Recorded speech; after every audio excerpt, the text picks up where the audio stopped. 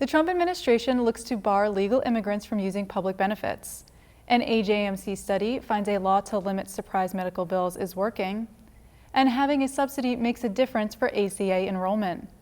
Welcome to This Week in Managed Care. I'm Laura Jost. Legal immigrants who seek public benefits, which includes assistance for food or housing or Medicaid, would harm their chances of becoming citizens under a Department of Homeland Security rule that became final this week. The National Immigration Law Center said it will sue to overturn the rule, which takes effect October 15th. While the administration says it wants to promote self-sufficiency, most of the 266,000 comments it received opposed the rule. Many noted that immigrants perform many low-wage jobs, including those of home health aides, that will be needed as the population ages. Robert Greenstein of the Center on Budget and Policy Priorities said the rule would lead many immigrants who are here legally to forego health coverage and other assistance that they're eligible for under federal law to keep their families together. Said Greenstein, "This fear will be even more severe if the Trump administration adopts another rule it has under consideration, one that reportedly would use receipt of benefits under the expanded public charge definition as a basis to deport some groups of immigrants." A study published this week in the American Journal of Managed Care found that a California law limiting surprise medical bills is helping consumers, but is also leading to more negotiating between insurers and providers. An author from the RAND Corporation found that the bill has shifted the bargaining leverage in favor of insurers, and small practices are now consolidating. Under the law that took effect in July 2017, patients who use an in-network hospital are only required to pay in-network cost sharing if they have non-emergency care from an out-of-network doctor. Said author Dr. Erin Duffy, "The approach taken by California legislation that limits the fees that can be charged by out-of-network physicians appears to be reducing the number of surprise medical bills that patients receive for care at in-network hospitals.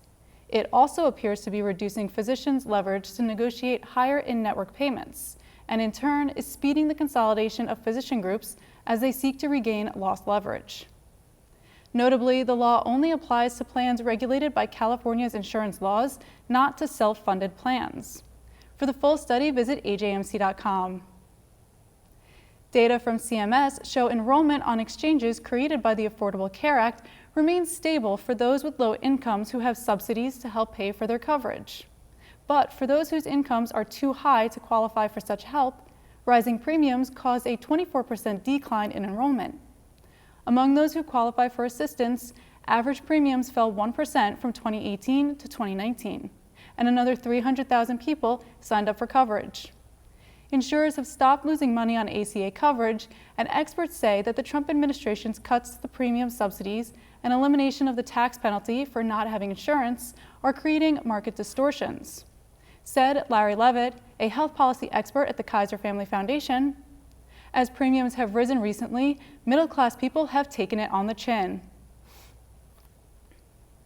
Researchers have announced a new approach that further suppresses HIV infection. While antiretroviral therapy can lower infection to undetectable levels, dormant HIV remains, and scientists have pressed for a cure. Now, researchers at the University of Texas Medical Branch have found a protein that plays a key role in producing new HIV gene copies after the virus works its way into a person's genetic code. What's more, they developed a small molecule that programmed this protein, called BRD4, to keep suppressing HIV after the patient stops taking antiretroviral therapy. Said author Dr. Haitu Hu, "Our findings are exciting because they not only improve our understanding of the biology of HIV epigenetic regulation, they also present a promising approach for the development of probes and/or therapeutic agents for silencing HIV, hopefully leading to a cure of the virus eventually." For more, visit ajmc.com. Finally, the current issue of Evidence-Based Oncology examines issues in the diagnosis and treatment of hereditary cancers, including coverage for genetic testing. In this issue, authors from My Gene Council outline deficiencies in Medicare's genetic testing coverage. Leaders from the advocacy group FORCE discuss the importance of genetic testing after cancer diagnosis. The founder of 1 in 40 writes about the need to identify populations at high risk of genetic cancer. And Dr. Andrew Norden of Coda Healthcare discusses a collaboration with FDA to explore the possibilities of real-world evidence. For the full issue, visit ajmc.com. For all of us at the Managed Markets News Network, I'm Laura Jost. Thanks for joining us.